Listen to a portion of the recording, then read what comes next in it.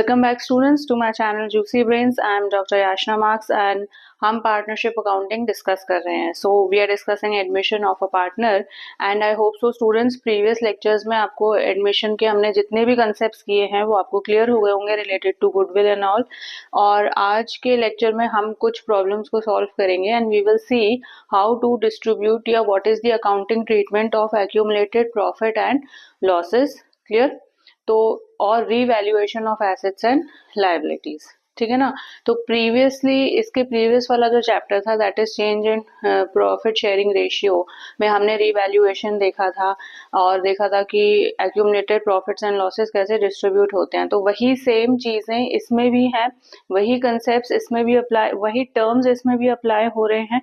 थोड़ा सा कंसेप्ट, थोड़ी सी अकाउंटिंग ट्रीटमेंट चेंज हो जाती है. Clear. So when we talk about accumulated profits, तो what can be these profits. अगर बैलेंस शीट में जनरल रिजर्व दिया है, वर्कमैन्स कंपनसेशन फंड दिया है, प्रॉफिट एंड लॉस अकाउंट दिया है, so obviously it is a profit, it has to be distributed, and investment fluctuation fund दिया है. So all these are accumulated profits and they have to be distributed in the among the old partners in their old profit sharing ratio. Clear.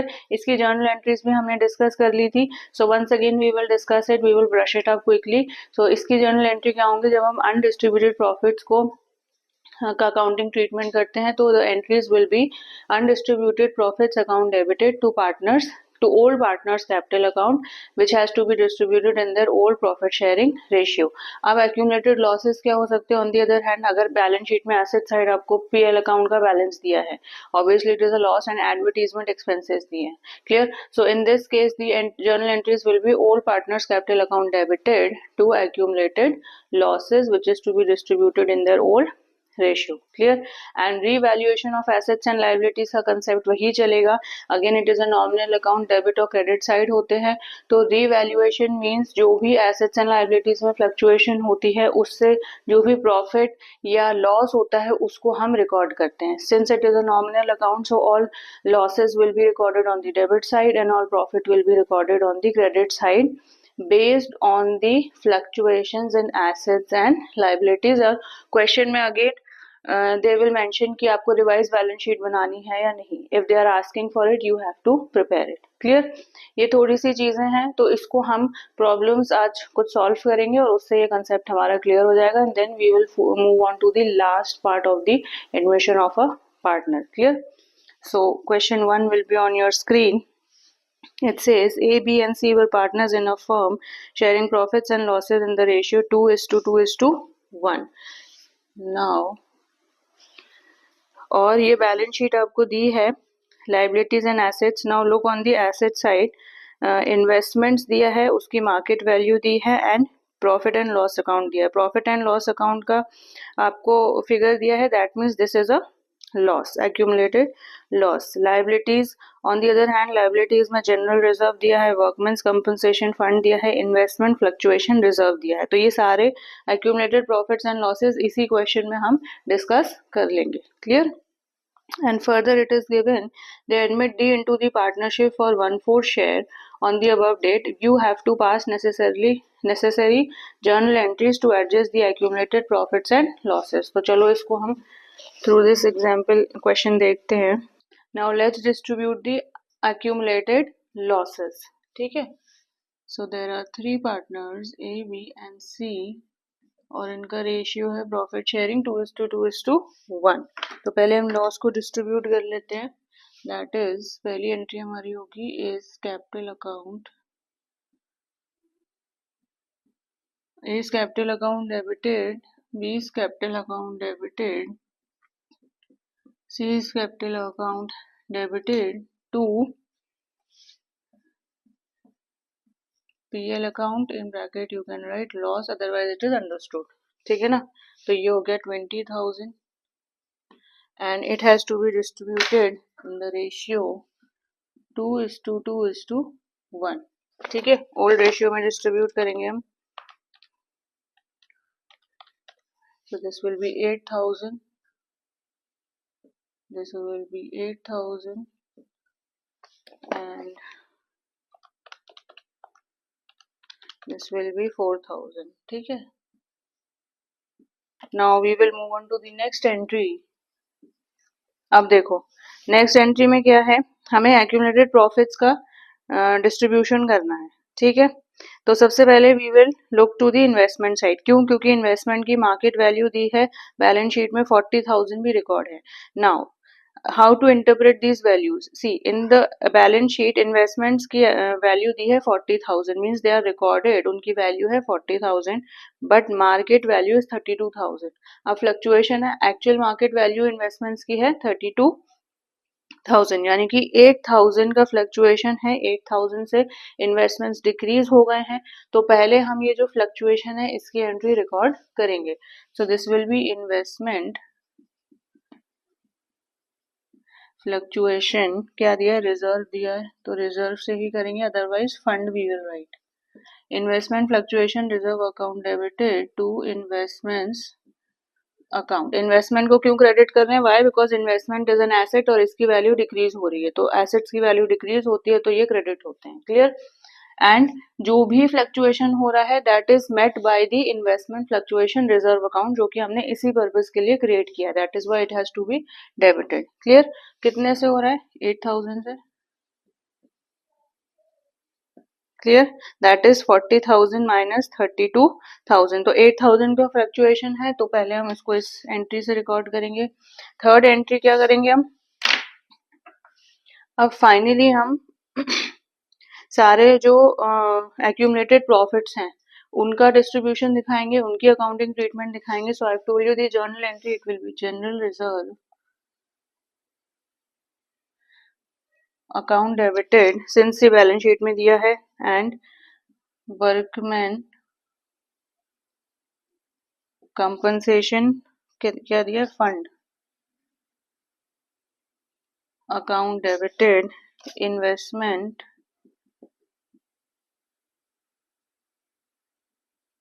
Fluctuation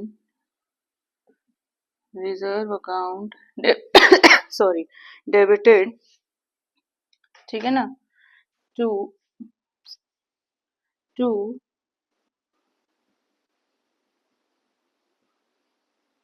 A's capital account, to B's capital account, to C's capital account, clear. ये चीज clear हो गई। Accumulated losses में capital accounts debit हो गए, accumulated profits में capital accounts credit हो गए। इन्वेस्टमेंट फ्लक्चुएशन की एंट्री हमने ऑलरेडी पास कर दी।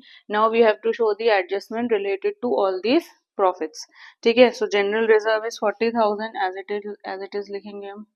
Then workman's compensation fund balance sheet में 35,000 दिया है। अब outside balance sheet there is no extra information given कि ये जो वर्कमैन्स कंपनसेशन के लिए हमने जो फंड क्रिएट किया था इससे कोई लाइबिलिटी जनरेट हुई या नहीं, मीन्स एक्चुअल में कोई एक्सीडेंट हुआ या नहीं, और उसके बाद और उस एक्सीडेंट के लिए हमने कोई कंपनसेशन वर्कमैन को पे किया या नहीं। सो इस क्वेश्चन में ऐसा कुछ नहीं दिया है। So overall the entire amount you have to show, that is 35,000। अगर तो एक्स्ट्रा इन्फॉर्मेशन दी होती, means the liability arising out of workman's compensation fund है, सपोज आपको दिया होता 10,000, ठीक है, तो अब कितना बचता 25,000। सो इस फंड में 25,000 बचता, वो डिस्ट्रीब्यूट होता ओल्ड पार्टनर्स में in their old ratio, clear. Since now no information is given, you have to consider the entire amount given in the balance sheet against workmen's compensation fund. Now come to investment fluctuation reserve. यहाँ पे हमने adjustment किया था 8,000, यहाँ हमने show किया था, means अब कितना बचा है हमारे पास, सी 8,000 का फ्लक्चुएशन था और इन्वेस्टमेंट फ्लक्चुएशन रिजर्व हम 10,000 का क्रिएट कर चुके थे। Now in this you have to be careful, ठीक है। सिंस 10,000 का हमने ये इन्वेस्टमेंट फ्लक्चुएशन रिजर्व क्रिएट किया था, लेकिन फ्लक्चुएशन आया 8,000 का, सो ऑब्वियसली दिस 8,000 हम इस फंड से ही निकालेंगे, ठीक है। This 8,000 will be bond by the fund only, ठीक है। तो इसको हम फंड से ही पूरा करेंगे। तो अब आपके पास इस फंड में कितना बचा, इन्वेस्टमेंट फ्लक्चुएशन रिजर्व में कितना बचा 2,000, so you will write 2,000 over here. That means 2,000 जितना अमाउंट बचा वो ही पार्टनर्स के बीच में डिस्ट्रीब्यूट होगा, ना कि पूरा 10,000, ठीक है ना। तो इसको ऐसे इंटरप्रेट करना है, market value is given in the question, that means कुछ फ्लक्चुएशन हुआ है, कितने का हुआ है, 8000 का हुआ है, वो हमने एंट्री यहाँ दिखा दी, दिस इज इम्पोर्टेंट। ठीक है, now when you will distribute investment fluctuation reserve amount all partners के बीच में, तो हमें देखना है कितना बचा इस रिजर्व में। अब इस रिजर्व में 10,000 का तो हमने क्रिएट किया था रिजर्व, हमारी रिक्वायरमेंट हो गई 8,000 की, तो बचा 2,000, so this 2,000 only will be distributed among the old partners. Clear. अब कितना होगा ये amount, 40,000 plus 35,000 plus 2,000, this is 77,000।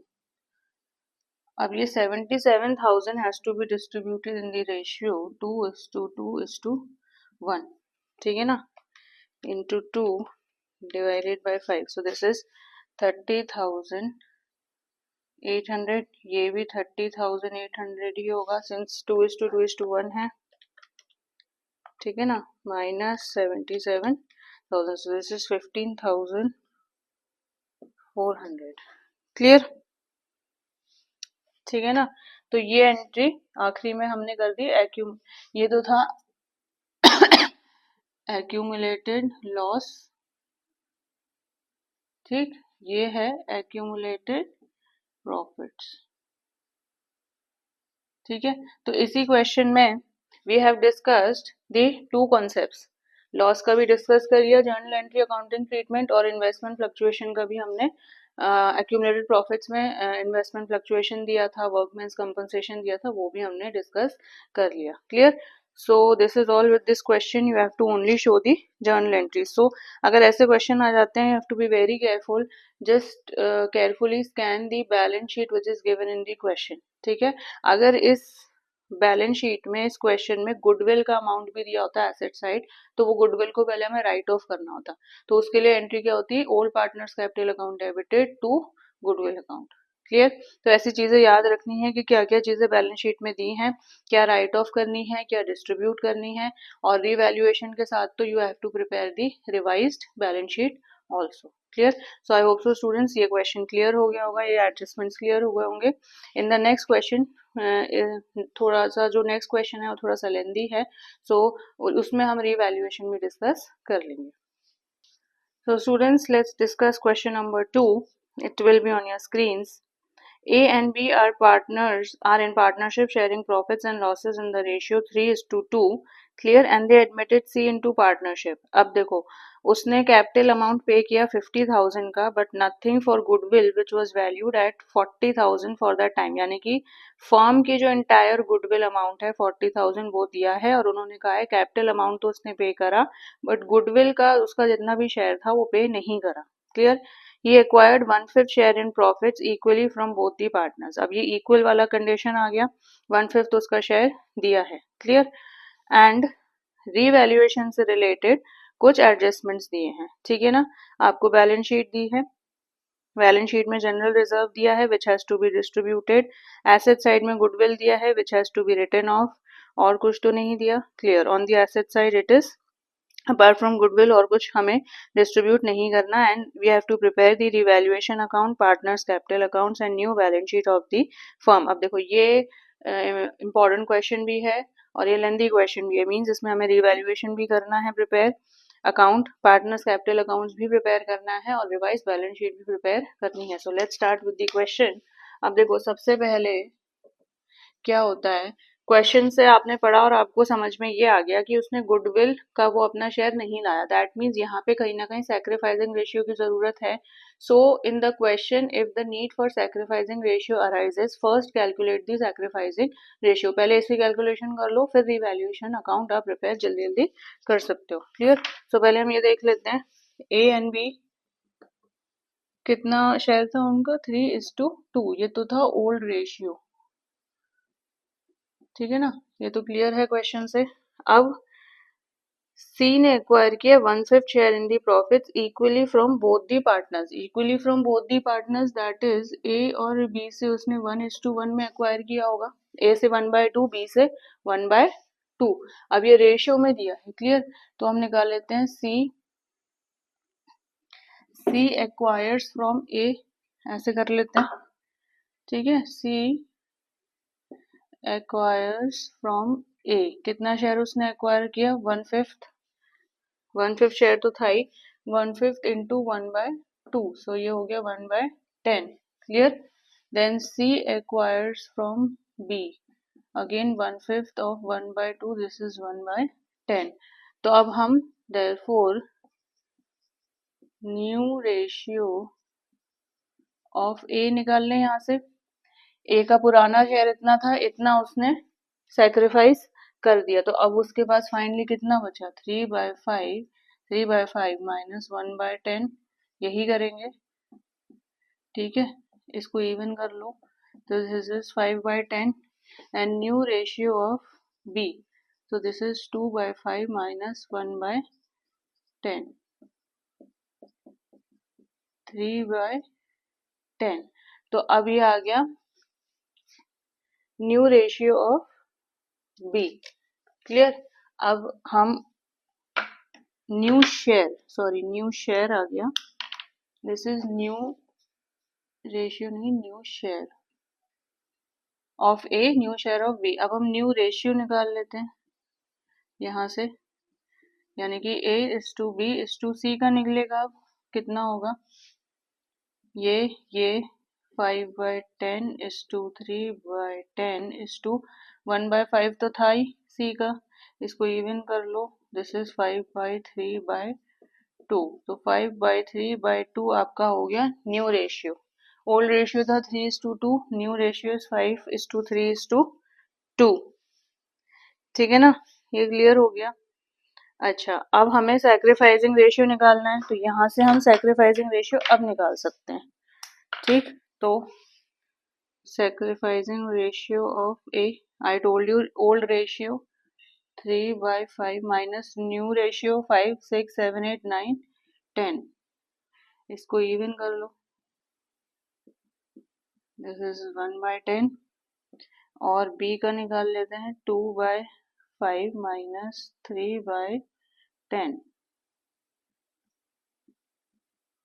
तो this is also 1/10, therefore sacrificing ratio कितना आ गया, 1:1, ठीक है, 1:1 हमारा निकल के आ गया सैक्रिफाइसिंग रेशियो। आई होप सो यहाँ तक क्लियर हो गया होगा।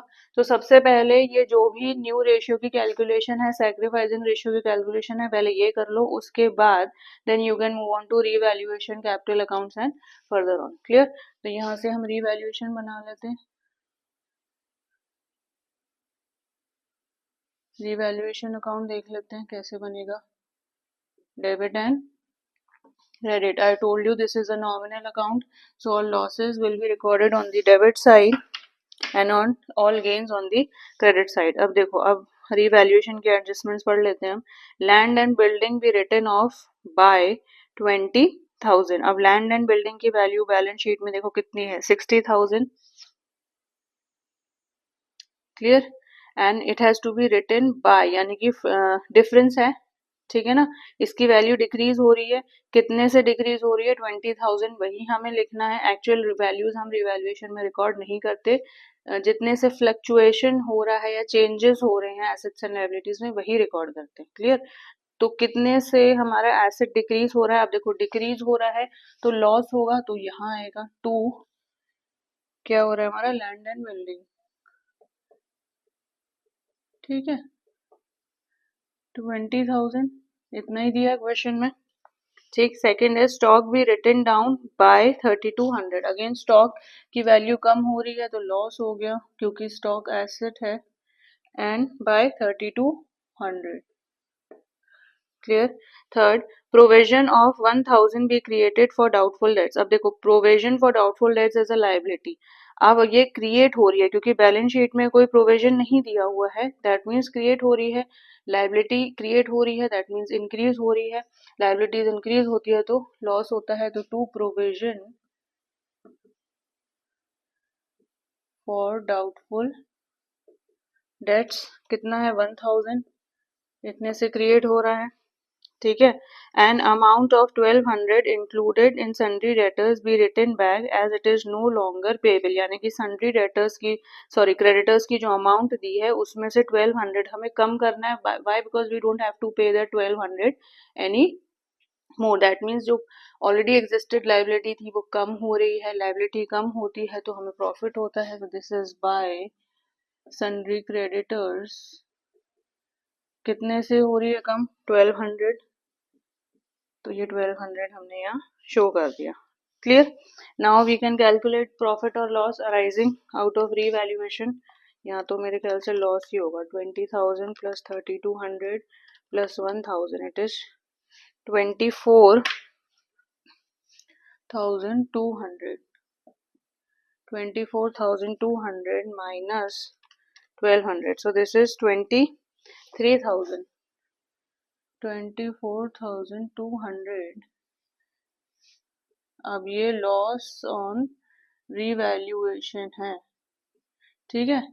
तो ये ओल्ड पार्टनर से कैपिटल अकाउंट्स में जाता है in their old profit sharing ratio, तो ए के पास जाएगा, बी के पास जाएगा इन द रेशियो 3:2, ठीक है। 23,000 यहाँ कहीं आएगा 20, अब 23,000 को डिवाइड कर देते हैं हम, डिस्ट्रीब्यूट कर देते हैं, that is 13,800 minus 23,000 is 9,200। Clear. सो हमें पता चल गया कि रीवैल्यूएशन हमने बनाया और उससे we have calculated the loss arising out of revaluation. Clear, जो हमने यहाँ कर लिया। Now we can make sorry, we can make partners capital accounts.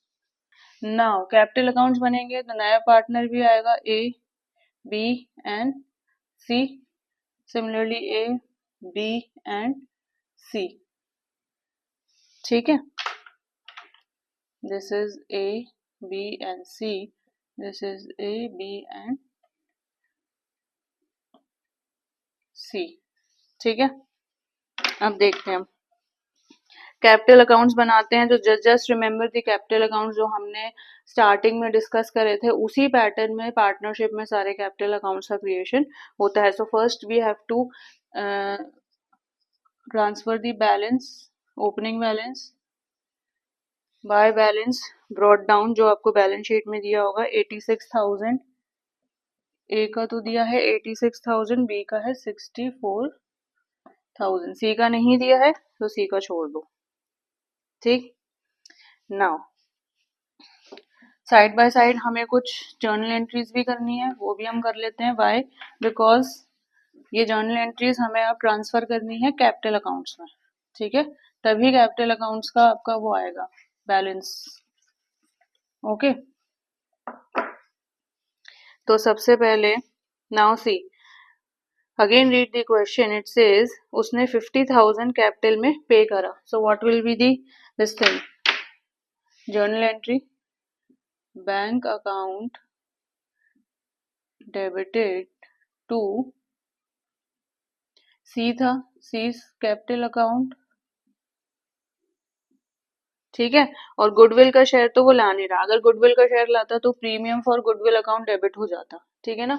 But he is not bringing his share of goodwill, he is only bringing as capital, तो उसकी entry we have to show, ठीक। इसको simultaneously अगर आपने capital accounts prepare कर ली हैं तो simultaneously record कर लो, तो यहाँ पे हो जाएगा बाय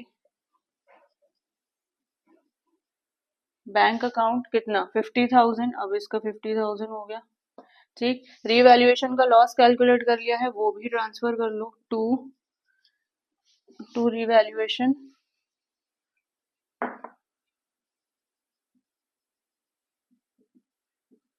ब्रैकेट में यू कैन राइट लॉस कितना है 13,800 और 9,200। क्लियर, सी का तो है नहीं। अच्छा अब देखो, अब क्या करना है, ये एंट्री हमने बना ली। अब हमें पता है कि गुडविल का वो शेयर नहीं ला रहा, तो उसकी एंट्री जो हमने डिस्कस की थी प्रीवियस लेक्चर्स में, अब वो एंट्री आएगी जो कि करंट अकाउंट से पास होती है नए पार्टनर की।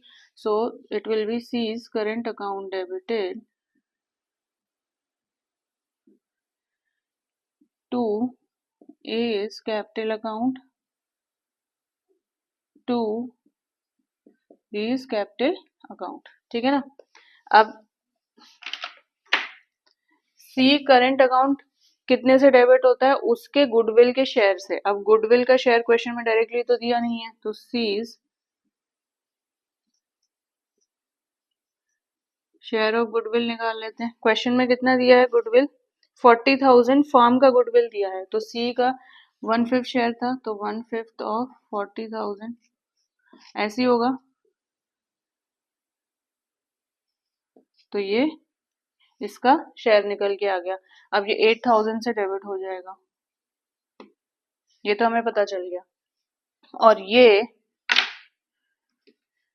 अब ये जो 8,000 है वो ओल्ड पार्टनर से कैपिटल अकाउंट में डिस्ट्रीब्यूट होगा इन द सैक्रिफाइसिंग रेशियो। तो सैक्रिफाइसिंग रेशियो हमारे क्वेश्चन में कितना आ रहा था? 1:1। ठीक है, तो ये होगा 4,000 और ये हो गया 4,000। क्लियर? ये क्लियर हो गया, ठीक है ना? तो ये एंट्री भी साइमल्टेनियसली हम यहाँ ट्रांसफर कर लेते हैं because we have prepared the capital account, so it will be by C's current account. ठीक है ना? कितना होगा? एक अकाउंट में कितना जाएगा? 4,000 और बी के अकाउंट में भी 4,000। सी का कुछ नहीं है, सी के करंट अकाउंट में एंट्री पास होगी। Clear? And this you have to remember कि ये जो करंट अकाउंट है सी का वो बैलेंस शीट में एसेट साइड ट्रांसफर होगा, तो इसको भूल मत जाना। ये वाले अमाउंट को भूल मत जाना, बैलेंस शीट में एसेट साइड रिकॉर्ड होता है। I will tell you the reason when we will prepare the balance sheet. अभी के लिए इतना याद रखो कि ये दो तो कैपिटल अकाउंट्स में चले गए। 8,000 जो करंट अकाउंट से पास हुआ है नए पार्टनर के, it will go on the asset side of the balance sheet. Clear? ये एंट्रीज हो गई क्लियर? अब अच्छा देखो, गुडविल का अकाउंट, गुडविल का अमाउंट दिया हुआ है क्वेश्चन में, that means it has to be written off. इसकी एंट्री भी हमें पास करनी पड़ेगी। कितना होगा? सो गुडविल, जब हम गुडविल के जो ऑलरेडी एग्जिस्ट कर रहा है बुक्स में, उसको हम जब राइट ऑफ करते हैं तो हमें पता है कि is capital account debited, B is capital account debited to goodwill, यही होता है। ठीक है, in old profit sharing ratio कितना था? 3/2। ओके, सो कितना था गुडविल का अकाउंट? 10,000 दिया है। Okay, so 10,000 into 3 divided by 5, so this is 6,000 and this is 4,000। ठीक है, this is goodwill written off, तो इसको भी हम कर लेते हैं। तो to goodwill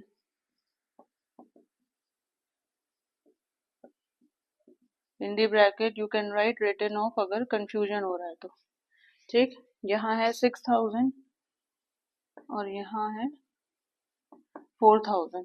ठीक है, बैलेंस रिकॉर्ड कर लिया, इसका कैपिटल रिकॉर्ड, इसका कैपिटल रिकॉर्ड कर लिया, गुडविल वाली एंट्री रिकॉर्ड हो गई, रिवैल्यूएशन का लॉस रिकॉर्ड हो गया, गुडविल जो ऑलरेडी एग्जिस्ट था उसको राइट ऑफ कर दिया।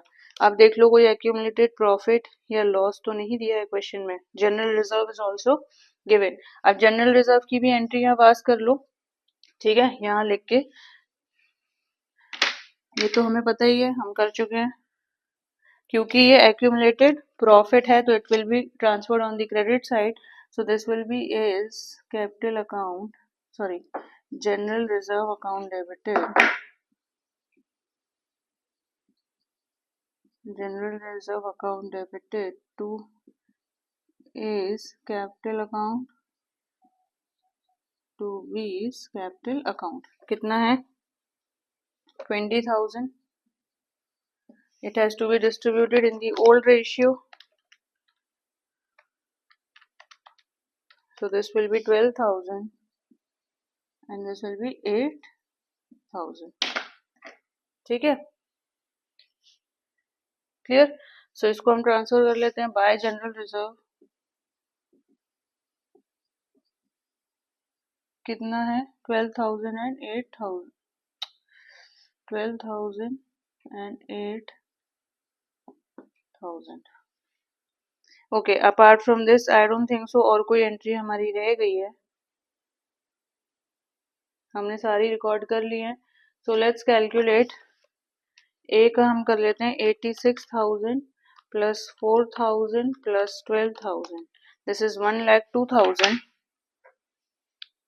1,02,000 माइनस 13,800 माइनस 6,000. सो इसका जो कैपिटल अकाउंट का बैलेंस आ रहा है दैट इज 82,800. 82,200. ठीक है, तो ये टू बैलेंस CD है और ये हमारा बैलेंसिंग फिगर है. बैलेंसिंग फिगर क्यों? क्योंकि ये अब फाइनल कैपिटल अकाउंट्स की अमाउंट है जो अब रिवाइज बैलेंस शीट में ट्रांसफर होगी. क्लियर? तो दिस इज 1,02,000.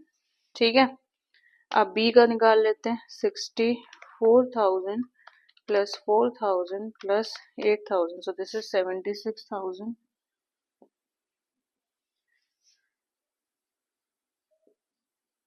ठीक है, minus 9,200 minus 4,000. So this is 62,800. ठीक है, और यहाँ तो 50,000 है क्योंकि कोई डेबिट साइड में नए पार्टनर का कोई एडजस्टमेंट नहीं है. So the balance will be 50,000. Clear? So this is how you will prepare the capital accounts. ठीक है ना. अब यहाँ से निकल के आ गया. अब हम क्या करते हैं, अब हम बना लेते हैं balance sheet. Clear? So we have prepared the journal entries, we have calculated the sacrificing the new ratio, revaluation account बना लिया, कैपिटल अकाउंट्स बना लिए. फाइनली क्वेश्चन में पूछा है कि आपको न्यू बैलेंस शीट भी बनानी है. सो this is the revise balance sheet और ओपनिंग बैलेंस शीट, जो भी आपको इसे कहना है. Clear? So opening balance sheet है.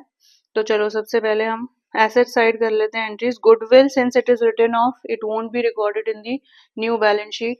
लैंड एंड बिल्डिंग कर लेते हैं. लैंड एंड बिल्डिंग, अब लैंड एंड बिल्डिंग में रीवैल्यूएशन में एडजस्टमेंट था. देखो 20,000 से डिक्रीज हो रहे थे. ठीक है, so this will be 40,000. Final value 40,000 थी, इसलिए 20,000 का डिफरेंस आ रहा था, वो हमने रीवैल्यूएशन में रिकॉर्ड कर लिया. Clear? Plant and machinery, I am using the short forms students, but it is not advisable for you कि एग्जाम में आप इन शॉर्ट फॉर्म्स को यूज करो. प्लांट एंड मशीनरी की वैल्यू थी 70,000. आई डोंट थिंक सो कि इसमें कोई एडजस्टमेंट था, तो ये एज इट इज ही रिकॉर्ड होगी. क्लियर? स्टॉक, स्टॉक शायद डिक्रीज हो रहा था 3,200 से. So 36,000 minus 3,200 will be 32,800. Clear? Debtors थे. अब शायद प्रोविजन भी क्रिएट कर रहे थे हम, तो डेटर्स में प्रोविजन हमें माइनस करना पड़ेगा डेटर्स से. यहाँ दिखाना है less provision for doubtful dates. How much? 1,000 था. So this will be 19,000. ठीक है, और देख लो कैश एट बैंक. अब देखो, जस्ट रिमेम्बर कि अगर बैंक का बैलेंस हमें रिवाइज बैलेंस शीट में शो करना है, that means you have to keep in mind से बैंक से रिलेटेड कोई जर्नल एंट्री तो नहीं करी थी, क्योंकि वो भी बैंक अकाउंट में कहीं ना कहीं एडजस्ट होगी और final amount revise balance sheet में आएगा. क्लियर? तो देखो bank, cash at bank means again it is an asset. Asset का, एसेट के कैपिटल, एसेट का जो अकाउंट होता है उसका ओपनिंग बैलेंस डेबिट साइड लिखते हैं. Clear? That means opening balance आपको 4,000 दिया हुआ है.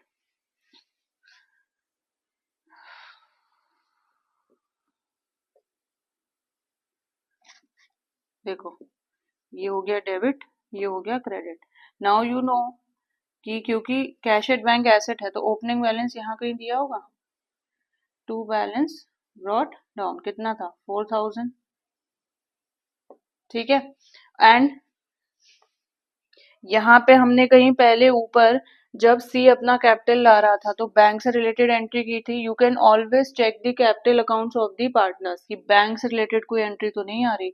यहाँ आ रही है. दैट मीन्स इसकी ओरिजिनल एंट्री क्या होगी? Bank account debited to C's capital account. तो bank account debited to C's capital account कितना था? 50,000. ठीक है, तो फाइनल अमाउंट अब कितना आ गया? 54. ठीक है, तो ये बैलेंस कैरेड डाउन. अब ये जो वैल्यू है 54, finally this will be recorded in the opening balance sheet. Clear? तो कैश एट बैंक को एज इट इज देख के ही नहीं रिकॉर्ड कर देना है, इसमें देखना है कि कैपिटल के फॉर्म में बैंक में कितना पैसा आया। अगर पार्टनर्स ने कुछ गुडविल विड्रॉ किया है या कुछ कैश विड्रॉ किया है तो वो कैश के थ्रू कितना बाहर जा रहा है या बैंक के थ्रू कितना कैश बाहर जा रहा है, accordingly you have to calculate the closing balance of cash at hand या कैश एट बैंक, जो भी क्वेश्चन में दिया है। क्लियर? तो यहाँ से बैंक से रिलेटेड एंट्री थी तो हमने बैंक में एडजस्टमेंट कर दिया and cash at hand as it is है दैट इज 1200। क्लियर? और तो कुछ आएगा नहीं इसमें। लाइबिलिटी साइड आ जाओ, कैपिटल अकाउंट्स दिए हैं भाई, अब ये इंपॉर्टेंट है। कैपिटल अकाउंट्स में ए का भी लिखना है, बी का भी लिखना है, सी का भी लिखना है। ए का कितना है यहाँ से पता चलेगा 82,200, बी का 62,800 एंड सी का 50,000। ठीक है ना, क्योंकि अब नया पार्टनर भी है। सो 50,000 plus 62,800 plus 82,200, so this is 1,95,000। ठीक है, समझ आ गया। ओपनिंग बैलेंस शीट बनाओ तो काफी सारी चीजें you have to keep in mind, that is you have to include the new partners capital also. यहाँ बैंक का एडजस्टमेंट करना मत भूलना, ठीक है। और यहाँ पे ये वाला, दिस इज इम्पोर्टेंट। क्लियर? और देख लेते हैं। जनरल रिजर्व डिस्ट्रीब्यूट हो चुका है, इसको हम नहीं लिखेंगे। क्रेडिटर्स, क्रेडिटर्स में अगेन कोई एडजस्टमेंट था, यानी कि 1200 कम हो रहा था। ठीक है, तो इसको हम माइनस कर देंगे। 3100 माइनस 1200, सो दिस इज 30,000। अब देखो यहाँ पे हमने जो वो गुडविल का शेयर नहीं ला रहा था नया पार्टनर, तो आई टोल्ड यू जो करंट अकाउंट से एंट्री पास हुई थी, ये करंट अकाउंट का बैलेंस हमेशा बैलेंस शीट में एसेट साइड जाता है, तो सीज ये मत भूलना वरना बैलेंस शीट मैच नहीं होगी। 8,000 ही था उसका शेयर जो वो नहीं ला पाया, जो डिस्ट्रीब्यूट हो गया सैक्रिफाइसिंग रेशियो में। क्लियर? तो यहाँ की सारी जितनी एंट्रीज थी वो हमने ऑलरेडी यहाँ कर दिया। And reason why current account is transfer to the asset side why, because we consider कि गुडविल तो उसे लाना ही लाना था बट वो नहीं ला पाया। So 8,000 he is owing this amount to the firm now. ठीक है, उसे फर्म को देना था पर वो नहीं दे पाया, तो ऑब्वियसली ये एसेट साइड ही जाएगा। क्यों? क्योंकि फर्म का पैसा है, फर्म को तो चाहिए ही चाहिए, ये बाद में लाए जैसे भी लाए, but right now he is not bringing in the amount of goodwill जो उसका शेयर बन रहा था। So that is why he is owing this amount to the firm. So इसको हम asset side इसलिए हम record करते हैं। Clear? Because this belongs to the firm. This is not a it is a liability for the partner कि उसे देना है, but for the firm it is an amount जो finally वो firm को belong करेगा। Clear? So इसके अलावा तो और कुछ नहीं आएगा, तो चलो एक बार हम लाइबिलिटी साइड चेक कर लेते हैं। 1,95,000 प्लस 30,000, सो दिस इज 2,25,000। अब देखो लाइबिलिटी साइड तो हमारी आ गई 2,25,000। यहाँ देख लेते हैं ये आ रहा है कि नहीं। 40,000 plus 70,000 plus 32,800 plus 19,000 plus 54,000 plus 1,200 plus 8,000. So this is 2,25,000. तो ये हमारा कंप्लीट आंसर है। सो हैव यू सीन, थोड़ा टाइम हमें लग गया और ये क्वेश्चन लेंथी था। The only purpose I have discuss this particular question with you is क्यों, क्योंकि इसमें रिवैल्यूएशन भी आ गया, इसमें new profit sharing ratio, sacrificing ratio, capital accounts and finally revise balance sheet भी आ गई कि हमें किस तरीके से बैलेंस शीट को रिकॉर्ड करना है या किस तरीके से we have to prepare it. Clear? और इसमें कैपिटल अकाउंट्स का भी जितना भी एक्सप्लेनेशन था वो आ गया। सो आई होप सो स्टूडेंट्स आपको ये वाला जो कॉन्सेप्ट आज हमने इस लेक्चर में किया है that is revaluation of assets and liabilities, accumulated profits and losses in case of admission of a partner, अच्छे से क्लियर हो गया होगा। सी देखो क्वेश्चंस ऐसे ही आएंगे, इससे ज़्यादा कुछ बियॉन्ड वो डिफिकल्ट नहीं दे सकते। Clear, so you have to keep in mind various things, step by step लेके चलो कि भाई पहले हमें सैक्रिफाइसिंग रेशियो निकालना है, फिर हमें रिवैल्यूएशन बनाना है। So you have to be very attentive while you are preparing all of this. यहाँ अक्सर गड़बड़ हो जाती है, कैश एट बैंक को एज इट इज हम लिख देते हैं, but you have to remember keeping the journal entries in mind and the entries जो आपने कैपिटल अकाउंट्स में रिकॉर्ड की है। क्लियर, सो आई होप सो ये क्लियर हो गया होगा। And in the upcoming lecture most probably हम एडमिशन का जो लास्ट टॉपिक है वो डिस्कस करेंगे, एंड विद दैट आपका admission of a partner will be completed. See in the next lecture. So students, अगर आपको मेरा लेक्चर अच्छा लगा हो तो प्लीज़ इसे लाइक करें, शेयर करें and do subscribe to my channel. See you in the next class.